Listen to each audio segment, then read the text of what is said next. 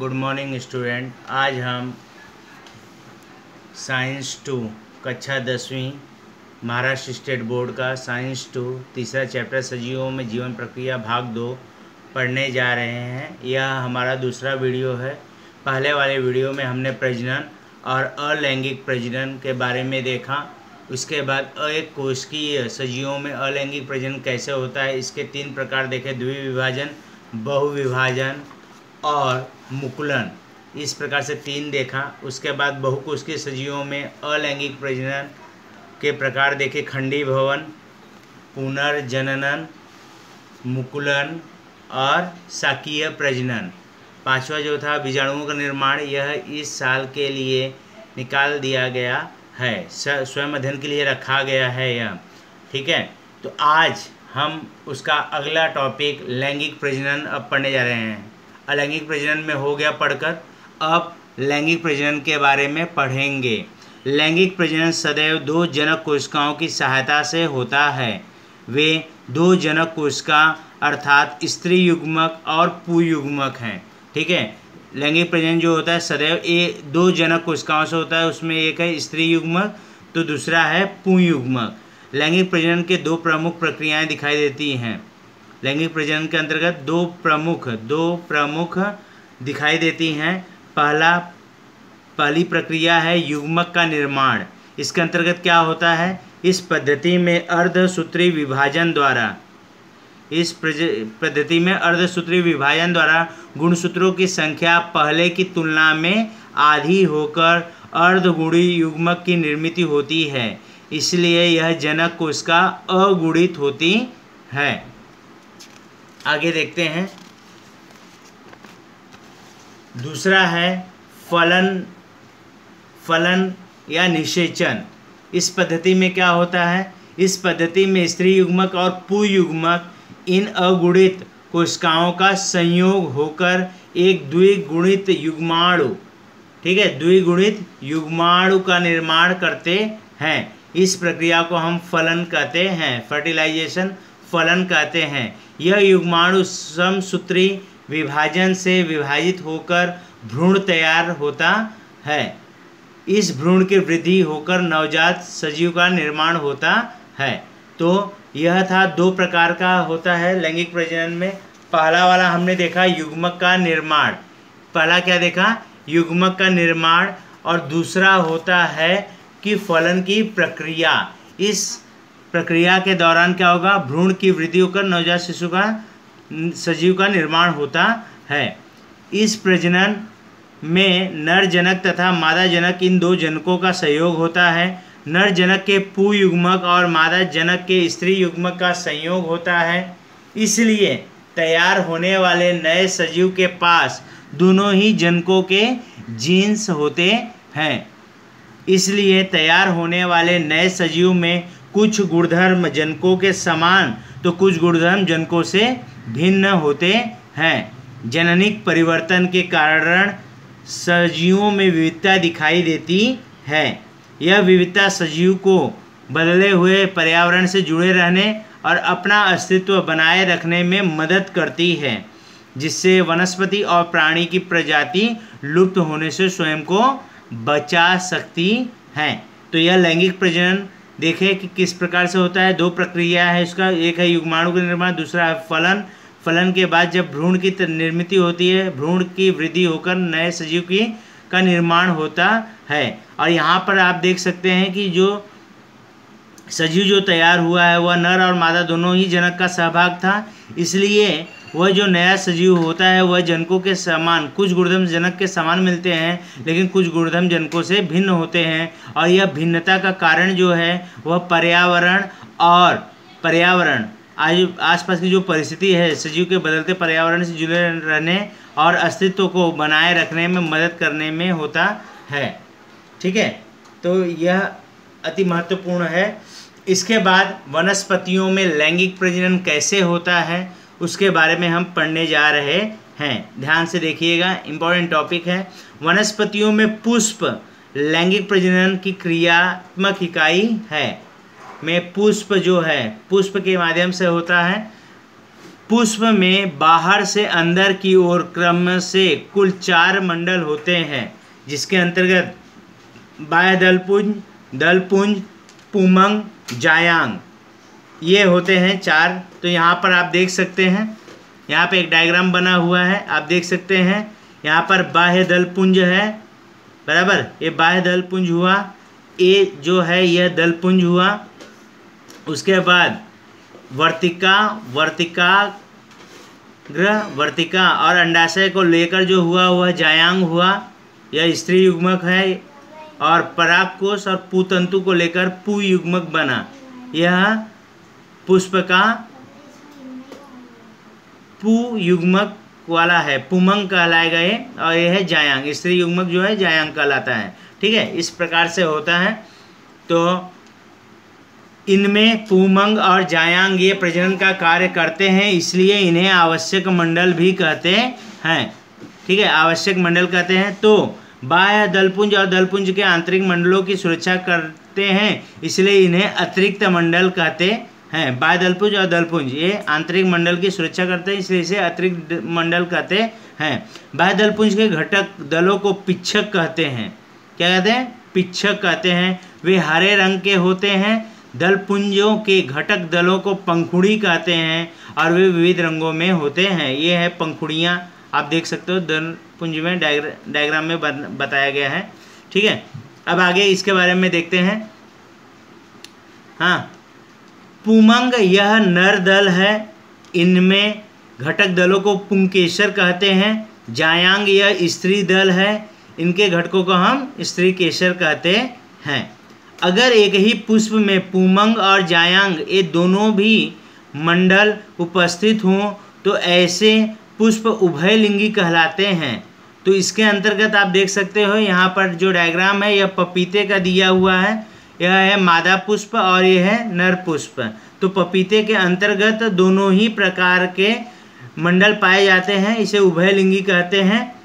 ठीक है, पपीते में अलग अलग होता है, मादा पुष्प और नर पुष्प अलग अलग होता है, जबकि यहाँ पर एक ही, जहाँ पर पुमंग और जायांग एक ही पुष्प में होता है वहाँ पर उभयलिंगी कहते हैं, जिसके अंतर्गत गुड़हल का समावेश होता है। गुड़हल के अंदर यहाँ पर देख सकते हैं वर्तिकाग्र, वर्तिका और अंडाशय यह जायांग है, जबकि परागकोश और पुतंतु क्या होगा? पुमंग है। तो यह क्या है? उभयलिंगी होगा। और कुछ ऐसे होते हैं जिनमें नर पुष्प और मादा पुष्प अलग होता है, जो कि पपीता का एग्जाम्पल है इसका। अगर पुष्प में उपयुक्त दोनों में से केवल एक ही मंडल हो तो ऐसे फूलों को एकलिंगी पुष्प कहते हैं। फिर अगर केवल पुमंग हो तो नर पुष्प और केवल जायांग हो तो मादा पुष्प होता है। ठीक है, तो इसका उदाहरण है पपीता। आगे देखते हैं। आगे का यह जो टॉपिक है यहाँ से लेकर यहाँ तक, ये जो टॉपिक है इस साल के लिए इसे निकाल दिया गया है। 2020-21 के लिए इसे निकाल दिया गया है। आगे पढ़ते हैं इसके। परागकोश के पराग कण स्त्री केसर के वर्तिकाग्र पर स्थानांतरित होते हैं। अब देखिए वनस्पतियों में लैंगिक प्रजनन कैसे होता है उसके बारे में यहाँ पर बताया गया है। तो जैसे कि हमने पुष्प, देखिए यहाँ पर एक बार फिर से देखिए, पुष्प के अंतरंग है, यह आपका इसका गुड़हल का फूल है यह। तो इसमें आप देख सकते हैं कि जायांग वाला हिस्सा यह है, वर्तिकाग्र है, वर्तिका है और अंडाशय, और पुमंग का है यहाँ परागकोश और पुतंतु है। तो इसी के अंतर्गत कैसे होता है उसी के बारे में यहाँ पर बताया गया है। तो डायग्राम नीचे है, डायग्राम के साथ साथ समझते चलेंगे।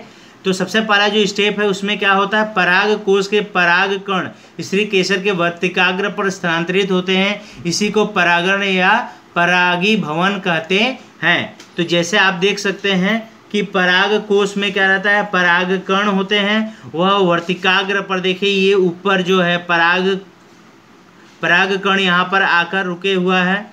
ठीक है, अब यहाँ से अब पराग कण कैसे यहाँ तक पहुँचता है वह भी अलग अलग तरीका है। जैसे पराग कण अजैविक घटक हवा पानी, जैविक घटक कीटक पक्षी या अन्य प्राणी इनकी सहायता से होता है। पराग कण के समय वर्तिकाग्र चिपचिपी होती है। ठीक है। यह जो ऊपर का हिस्सा होता है वर्तिकाग्र का वह चिपचिपा होता है। परागकण इस पे क्या होते हैं, चिपक जाते हैं और चिपकने के बाद वे यहाँ से अंकुरित होते हैं। इस चिपचिपे वर्तिकाग्र पर परागकण गिरने पर वे अंकुरित होते हैं, अर्थात उनमें 2 पुयुग्मक निर्मित होता है। एक दीर्घ पराग नलिका का निर्माण होता है। पराग नलिका 2 पुयुग्मक का वहन करती है। यह पराग नलिका वर्तिका से होते हुए बीजांड के भ्रूण कोश तक पहुंचती है। तो यहाँ पर आप डायग्राम देख सकते हैं। डायग्राम के अंतर्गत यहाँ पर देख सकते हैं परागकण है, यह है वर्तिकाग्र से होते हुए धीरे धीरे क्या होता है, वर्तिका से होते हुए वह अंडाशय तक पहुँचता है। ठीक है, तो ये भ्रूण कोश तक पहुँची, वहाँ पराग नलिका का अंतिम सिरा फट जाता है। यहाँ पर पहुँचने के बाद यहाँ पे देखिए धीरे धीरे यहाँ पे 2 पुयुग्मक है, दूसरे वाले डायग्राम में बताया गया है। धीरे धीरे ये आ रहा है। यहाँ पर आने के बाद ये जो है यह सिरा जो है वह क्या होता है, फट जाता है। तो वही यहाँ पे बताया गया है, जो फट जाता है यहाँ पे जो आके सिरा। ठीक है, तो वहाँ पर क्या होता है, फट जाता है। दोनों पुयुग्मक भ्रूण कोश में छोड़ दिए जाते हैं। यहाँ पे देखिए ये जो 2 पुयुग्मक है यहाँ पे भ्रूण कोश में छोड़ दिए गए हैं। तो उसमें क्या होता है, उसमें से एक पुयुग्मक का स्त्री युग्मक से संयोग होकर युग्मनज बनता है। 1 2 हैं, 2 में से एक का संयोग होकर क्या करेगा, एक पुयुग्मक का स्त्री युग्मक से संयोग होकर युग्मनज का निर्माण करता है, यही फलन है। जबकि दूसरा पुयुग्मक क्या करता है, 2 ध्रुवों केंद्रकों से संयोग करके भ्रूणपोष का निर्माण करता है। भ्रूणपोष का निर्माण करेगा। भ्रूणपोष इस प्रक्रिया में 2 पुयुग्मक भाग लेते हैं, इसलिए इसे दोहरा फलन कहते हैं। भ्रूणपोष का निर्माण करता है, कहने का तात्पर्य यह है कि युग्मनज का जब तैयार हो गया उसके बाद उसके सुरक्षा प्रदान करता है, उसे भोजन का ये सब की जिम्मेदारी इसकी होती है, भ्रूणपोष का करता है। तो यह डायग्राम के तहत ये हम समझ लिए हैं। जैसे ये है पराग कोश से परागकण आकर वर्तिकाग्र पर चिपका, यहाँ पे चिपचिपा है, वर्तिका से होते हुए यह नीचे की तरफ आएगा धीरे धीरे। ठीक है, यहाँ पर कितने होंगे, 2 पुयुग्मक जाते हैं और यह अंतिम सिरा पर जाकर जब ये फट जाता है भ्रूण कोश, ठीक है, यहाँ पे फट जाता है। फटने के बाद क्या होता है, भ्रूण कोश में ये दोनों पुयुग्मक छोड़ दिए जाते हैं। इसमें से एक पुयुग्मक का स्त्री युग्मक से संयोग होकर युग्मनज का निर्माण होता है। जबकि दूसरा वाला जो पुयुग्मक है वह क्या करता है, 2 केंद्रकों से संयोग करके भ्रूणपोष का निर्माण करता है, जिससे वह उसे सुरक्षा प्रदान करता है। इस प्रक्रिया में 2 पुयुग्मक भाग लेते हैं, इसलिए इसे दोहरा फलन भी कहते हैं। इसके बाद क्या आप जानते हैं, इस साल के लिए इसे निकाल दिया गया है, यह स्वयं अध्ययन के लिए रखा गया है, आप इसे पढ़ लीजिएगा। ठीक है, आगे बढ़ते हैं। इसके बाद यहाँ पर आप देख सकते हैं एकदम ऊपर बीजांकुरण है, यह भी पाठ इस साल के लिए हटा दिया गया है, तो स्वयं अध्ययन में रखा गया, तो उसे आप पढ़ लीजिए। तो इस प्रकार से वनस्पतियों में लैंगिक प्रजनन कैसे होता है उसके बारे में हमने देखा। अब मनुष्यों में लैंगिक प्रजनन किस प्रकार से होता है इसके बारे में हम देखने वाले हैं। तो कैसे होगा उसके बारे में हम यहाँ पर देखेंगे। तो यहाँ पर थोड़ा सा है कि थोड़ा याद कीजिए, यहाँ पर 2 क्वेश्चन दिए हुए हैं कि कैसे, ठीक है, यहाँ पर 2 क्वेश्चन दिया हुआ, 3 क्वेश्चन है जिसमें लिखा गया है कि रासायनिक नियंत्रण द्वारा कौन कौन से हार्मोन्स मानवीय प्रजनन के कार्य को नियंत्रित करते हैं। दूसरा है पुरुषों और स्त्रियों में वे कौन से संप्रेरक हैं जो उम्र के अनुसार शरीर में परिवर्तन के लिए उत्तरदायी होते हैं। और विवाह के समय लड़कियों की आयु कम से कम 18 वर्ष तथा लड़कों की आयु कम से कम 21 वर्ष होनी चाहिए, ऐसा कानून क्यों बनाया गया है, इसके बारे में हम बात करेंगे। तो सबसे पहला, रासायनिक नियंत्रण द्वारा कौन कौन से संप्रेरक मानवीय प्रजनन संस्थान के कार्य को नियंत्रित करते हैं। तो यहाँ पर हम बात कर लेते हैं। तो पीयूष ग्रंथि से निर्मित होने वाले हार्मोन्स, ठीक है, पुरुष में जो हार्मोन्स होता है वह पुरुष के शरीर में इनका कार्य भिन्न भिन्न होता है। पुरुष तथा स्त्री के जनन ग्रंथियों से हार्मोन्स का स्राव होता है। यह हार्मोन्स पुरुष और स्त्री के प्रजनात्मक कार्य के लिए आवश्यक होते हैं। हार्मोन्सों में टेस्टोस्टेरोन, ध्यान दीजिएगा, टेस्टोस्टेरोन हार्मोन्स पुरुष के वृषण में स्रावित होते हैं तथा स्त्री के अंडाशय में एस्ट्रोजन तथा प्रोजेस्टेरोन नामक स्राव होता है। पुरुष के पुरुषत्व तथा शुक्राणुओं के उत्पादन के लिए टेस्टोस्टेरोन हार्मोन्स की आवश्यकता होती है, जबकि स्त्रियों के मातृत्व प्राप्त करने के लिए एस्ट्रोजन तथा प्रोजेस्टेरोन हार्मोन्स का उनके शरीर में उत्पन्न होता है। ठीक है, तो यह हो गया पुरुषों और स्त्रियों में कौन से संप्रेरक, वही जो अभी बताया वही है। पुरुष के शरीर से टेस्टोस्टेरोन नामक हार्मोन्स होता है, जबकि स्त्री के शरीर में प्रोजेस्टेरोन नामक हार्मोन्स का निर्माण होता है, जो कि शारीरिक परिवर्तन के लिए उत्तरदायी होते हैं। तो मोस्ट इंपॉर्टेंट है ये समझिए, एक तरह से पुरुष के शरीर में टेस्टोस्टेरोन हार्मोन्स, जबकि स्त्री के शरीर में एस्ट्रोजन नामक संप्रेरक जो होते हैं वह शरीर में होने वाले परिवर्तन के लिए उत्तरदायी होते हैं।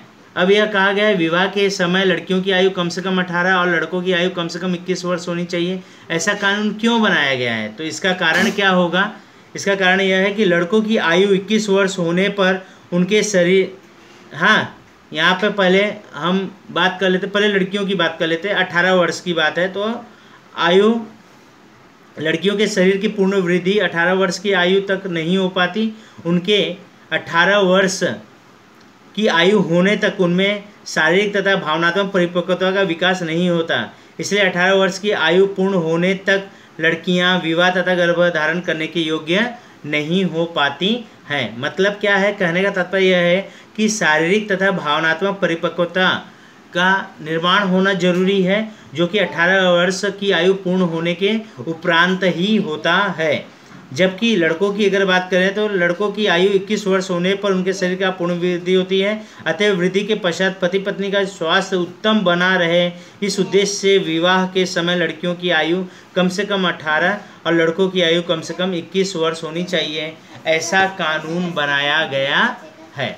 ठीक है, आगे बात करते हैं आनुवांशिकता और आनुवंशिक परिवर्तन। इस प्रकरण में हमने देखा कि पुरुषों में XY यह लिंग गुणसूत्र होता है। पुरुषों में कौन सा गुणसूत्र होता है?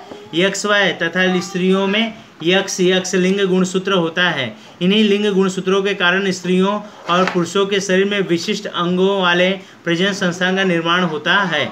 X यह गुणसूत्र स्त्री और पुरुष दोनों में ही पाया जाता है। X जो है वह दोनों में, देखिए पुरुष में XY है और स्त्री में XX है, मतलब X जो है वह गुणसूत्र स्त्री पुरुष दोनों में पाया जाता है, जबकि Y यह गुणसूत्र केवल पुरुषों में ही पाया जाता है। मतलब कहने का यह मतलब हुआ कि Y गुणसूत्र केवल पुरुषत्व के लिए उत्तरदायी होता है, जबकि X गुणसूत्र स्त्रीत्व के लिए उत्तरदायी होता है।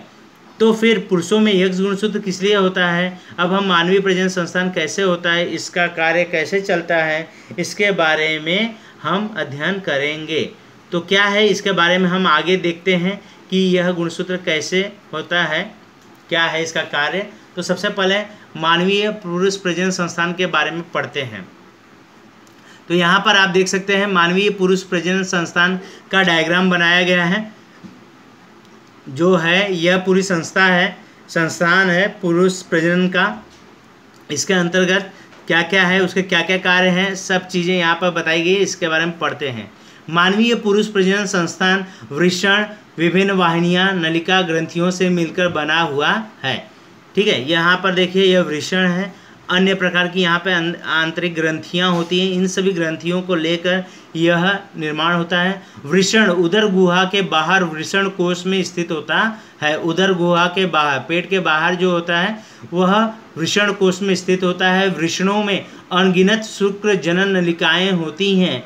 इनमें पाई जाने वाली जनन उपकला की कोशिकाएँ अर्धसूत्री पद्धति द्वारा विभाजित होकर शुक्राणुओं का निर्माण करती हैं। किसका निर्माण करती है? शुक्राणु का निर्माण करती हैं। कौन करता है? शुक्र जनन नलिका होती है। इसके अंतर्गत कोशिकाएं जो होती हैं वह अर्धसूत्री पद्धति द्वारा शुक्राणु का निर्माण करती हैं।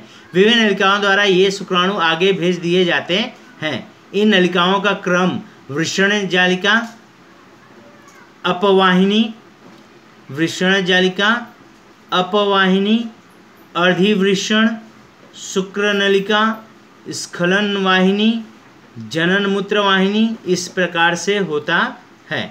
ठीक है, तो ये भाग है कैसे शुक्राणु आगे की तरफ बढ़ता है उसके बारे में बताया गया है। शुक्र कोशिका जैसे जैसे एक नलिका से दूसरे नलिका में भेजी जाती है वैसे वैसे वह परिपक्व होकर फलन करने योग्य हो जाती है। आगे पढ़ते हैं। शुक्राशय का स्राव स्खलन ग्रंथियों में स्रवित होता है। प्रोस्टेट ग्रंथि तथा काउपर ग्रंथि का स्राव मूत्र जनन नलिका में स्रवित होता है। ठीक है, प्रोस्टेट ग्रंथि और काउपर ग्रंथि जनन नलिका मूत्र जनन नलिका में स्रवित होता है। ये सभी स्राव और शुक्राणु मिलकर वीर्य का निर्माण करते हैं। ठीक है, ये वीर्य शिश्न के माध्यम से बाहर छोड़ा जाता है। स्खलन वाहिनी जनन मूत्र वाहिनी और शिश्न को छोड़कर सभी अंगों की एक एक जोड़ी होती है। ठीक है, स्खलन वाहिनी जनन मूत्र वाहिनी और शिश्न इनको छोड़कर सभी अंग जितने पाए जाते हैं सबकी एक एक जोड़ी होती है। जो यहाँ पर रोचक जानकारी है इस साल के लिए इसे निकाल दिया गया है। तो यह जो हमने पढ़ा यह मानवीय पुरुष प्रजनन संस्थान के बारे में पढ़ा। अब हम पढ़ने जा रहे हैं इस मानवीय स्त्री प्रजनन संस्थान। तो यहाँ पर डायग्राम दिया हुआ है। यहाँ पर आप देख सकते हैं योनि, गर्भाशय, अंडाशय, अंडवाहक नलिका ये जो है इन्हीं के द्वारा होता है। तो इसके बारे में पढ़ते हैं। स्त्री प्रजनन संस्थान में पाए जाने वाले सभी अंग उदर गुहा में ही स्थित होते हैं। सब पेट के अंदर मतलब उदर गुहा के अंतर्गत अंदर है। इनमें अंडाशय की एक जोड़ी होती है, अंडवाहक नलिका की एक जोड़ी होती है, एक गर्भाशय एक योनि का समावेश होता है। यहाँ पे देखिए योनि, एक गर्भाशय, अंडाशय है और अंडाशय की ये दो जोड़ी एक एक जोड़ी हो गई, एक और अंडवाहक नलिका ये दोनों हैं तो एक एक जोड़ी होती है। ठीक है, इनके अलावा कंद मूत्र मार्ग ग्रंथि की एक जोड़ी होती है। सामान्यतः हर महीने में एक अंड कोशिका एक अंडाशय से बारी बारी से उदर गुहा में छोड़ी जाती है। इंपॉर्टेंट पार्ट है, यहाँ से देखिए। हर महीने में एक अंड कोशिका एक अंडाशय से बारी बारी से उदर गुहा में छोड़ी जाती है। अंड नलिका के सिरे का भाग एक वायु कोशिका के जैसा होता है। इसके मध्य भाग में एक छिद्र होता है। उस छिद्र से अंड कोशिका अंडवाहक नलिका में प्रवेश करती है। अंडवाहक नलिका के आंतरिक पृष्ठभाग पर रोमक होता है। आंतरिक पृष्ठभाग पर क्या होता है? रोमक होता है। यह रोमक अंड कोशिका को गर्भाशय की ओर ढकेलते हैं। यहाँ पर ये रोमक है, यहाँ से निकलेगा, यहाँ से जो बताया गया कि छिद्र होता है यहाँ से निकलते हुए अंडवाहक नलिका में ये अंडकोश जो है अंडवाहक नलिका में प्रवेश करता है। ये रोमक रोमक है यह पृष्ठभाग। बाद में यह रोमक जो होता है वह अंडकोश को अंडकोश को यहाँ से गर्भाशय के अंदर ढकेलता है। आगे क्या होता है? तो ये था स्त्री पुरुष प्रजनन संस्थान। उसके बाद युग्माणु का निर्माण कैसे होता है उसके बारे में, फलन क्या होता है उसके बारे में है। देखिए युग्माणु का निर्माण, शुक्र कोश का शुक्राणु पुरुष से आया, अंड कोश का ये स्त्री से आया। ये दोनों ही युग्माणु अर्धसूत्री विभाजन से निर्मित होते हैं। पुरुष के वृषण में यौवनावस्था से आगे मृत्यु तक शुक्र कोशिकाओं का निर्माण होता है। याद रखिए, वृषण से यौवनावस्था से लेकर मृत्यु तक शुक्र कोशिकाओं का निर्माण होता है। जन्म के समय स्त्री के अंडाशय में 2 से 4 10 लाख इतनी बड़ी संख्या में अंड कोशिकाएं अर्थात डिंब होती हैं। तथापि स्त्री के अंडाशय में यौवनावस्था में आगे मासिक धर्म रुक जाने तक की उम्र अर्थात 45 वर्ष कहते हैं, मतलब कि यौवनावस्था में से शुरू होता है और कम से कम 45 वर्ष तक की आयु तक यह जो है वह मासिक धर्म के अंतर में यह एक एक करके अंडकोश हर महीने छोड़ा जाता है। ठीक है, डिंब जो है अंडकोश में छोड़ा जाता है। स्त्री में प्रजनन संस्थान के कार्य के रुक जाने को ही मासिक धर्म का बंद होना कहते हैं। ठीक है, स्त्री में प्रजनन संस्थान के कार्य को रुक जाने को ही मासिक धर्म का बंद होना कहते हैं। सामान्यतः 45 से 50 वर्ष के दौरान स्त्री के शरीर में प्रजनन संस्थान के कार्य को नियंत्रित करने वाले संप्रेरकों का स्राव होता रहता है। इसके बाद मासिक धर्म जो होता है वह रुक जाता है। ठीक है, अब इसके बाद देखते हैं फलन। फलन कैसे होता है? तो शुक्राणु जो कि पुरुष से आया, डिंब जो है वह स्त्री से है, के संयोग से युग्माणु का निर्माण हुआ। इस प्रक्रिया को हम फलन कहते हैं। मनुष्य की फलन की प्रक्रिया शरीरांतर्गत होती है, मतलब शरीर के अंदर होती है। संभोग के समय स्त्री के योनि मार्ग में वीर्य स्खलित किया जाता है। वीर्य में स्थित कुछ 10 लाख तक संख्या वाले शुक्राणु योनि मार्ग, गर्भाशय, अंडनलिका, योनि मार्ग, गर्भाशय, अंडनलिका इस मार्ग से सफर करते हैं। उसमें से एक शुक्राणु अंडनलिका में उपस्थित इकलौते डिंब का फलन करता है। हाँ, ये 10 लाख भले होते हैं, लेकिन जो वीर्य होते हैं उसमें 10 लाख शुक्राणु होते हैं। उसमें से केवल एक शुक्राणु जो होता है वह अंडनलिका में उपस्थित डिंब के साथ फलन करता है। यौनावस्था से मासिक धर्म रुक जाने तक साधारणतः 10वें से लेकर 17वें वर्ष यह उम्र है। इसमें किसी भी उम्र से मासिक धर्म का शुरुआत हो जाता है और 45 से 50 यह वह अंतिम उम्र है जब ये मासिक धर्म रुक जाता है। इस दौरान हर महीने एक अंड कोशिका अंडाशय से बाहर निकलती है, अर्थात मासिक धर्म रुकने तक 2 से 4-10 लाख अंड कोशिकाओं में केवल 400 ही अंड कोशिका अंडाशय से बाहर निकलती हैं। बची हुई सारी अंड कोशिकाएं नष्ट हो जाती हैं। ठीक है, इसके बाद देखते हैं यहाँ पर फलन की प्रक्रिया को दिखाया गया है कि शुक्राणु यहाँ पर है अंडकोश, इसमें से केवल एक ही शुक्राणु का अंडकोश से आई हुई डिंब के साथ क्या होता है, फलन होता है। मासिक धर्म रुक जाने की आयु में अंतिम कुछ सालों में अंडाशय से बाहर आने वाले 40 से 50 साल पुराने होते हैं। उनके विभाजन की क्षमता कम हो चुकी होती है, इसलिए उनका अर्धगुणसूत्री विभाजन ठीक ढंग से पूरा नहीं होता।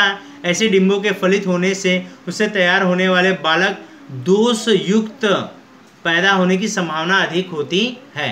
तो कहने का तात्पर्य यह है कि जो उम्र है, जितना मतलब पुराना डिंब होगा, हाँ, महिला जितने लेट, जितनी ज़्यादा समय में उम्र में गर्भ धारण करेगी, उतना ही बालक दोषयुक्त होने की संभावना होती है। कहने का तात्पर्य यह है 40 से 45, 40 से मतलब 50 साल की उम्र के बाद अगर महिला गर्भ धारण करती है तो ऐसे कंडीशन में जो डिंब होता है, ठीक है, उसमें जो होता है अर्धगुणसूत्री विभाजन होता है वो ठीक ढंग से पूरा नहीं हो पाता है, जिसके कारण बालक दोषयुक्त हो जाता है। इसके बाद क्या आप जानते हैं, यह इस साल के लिए हटा दिया गया है। विकास और जन्म इस भाग को भी इस साल के लिए हटा दिया गया है। इसके बाद यहाँ पर बताइए तो इस भाग को भी हटा दिया गया है। इसे सदैव ध्यान में रखें, यह इम्पोर्टेंट चीज़ है। किसी दंपति को लड़का या लड़की होना ये पुरुष पर निर्भर होता है। ठीक है, यह पुरुष पर निर्भर होता है, क्योंकि जब युग्माणु की निर्मित होती है तब पुरुष की ओर से लिंग गुणसूत्र से या तो यक्ष या तो वाय, हाँ, गुणसूत्र अगली पीढ़ी में जाता है। स्त्रियों से केवल यक्ष गुणसूत्र आगे की पीढ़ी में जाता है। आगे के फलन के समय अगर पुरुष से यक्ष गुणसूत्र आया तो लड़की होगी और वाय गुणसूत्र आया तो लड़का होता है। ठीक है, यह ध्यान में रखते हुए कि लड़की होने पर स्त्री को पूरी तरह से जिम्मेदार मानना कहाँ तक उचित है, स्त्री भ्रूण हत्या रोकने के लिए हम सब ने मिलकर प्रयास करना आवश्यक है। तो यहाँ पर हम देख रहे हैं कि पुरुष जो है वह आने वाली संतान के लिंग के निर्धारण के लिए जिम्मेदार है। इसीलिए यह कहना कि लड़की पैदा हो रही है तो उसके लिए बार बार स्त्री ही जिम्मेदार है, यह गलत है। जबकि स्त्रियों का सहयोग नहीं होता, बल्कि लिंग निर्धारण के लिए अगर कहेंगे तो सिर्फ जो जिम्मेदार वह पुरुष है, क्योंकि यक्ष जो है वह गुणसूत्र, यक्ष और वाय दोनों गुणसूत्र पुरुषों में आता है, जबकि स्त्रियों में दोनों ही यक्ष गुणसूत्र है। अगर पुरुष से यक्ष गुणसूत्र आया और स्त्री से यक्ष है तो लड़की, और पुरुष से वाय है और लड़की, स्त्री से यक्ष है तो वह लड़का होता है। यक्ष वाय रहा तो लड़का, यक्ष है तो लड़की होती है। इसके बाद जो है मासिक धर्म, इसे हम अगले चैप्टर में पढ़ेंगे। धन्यवाद। अगले वीडियो में पढ़ेंगे। धन्यवाद।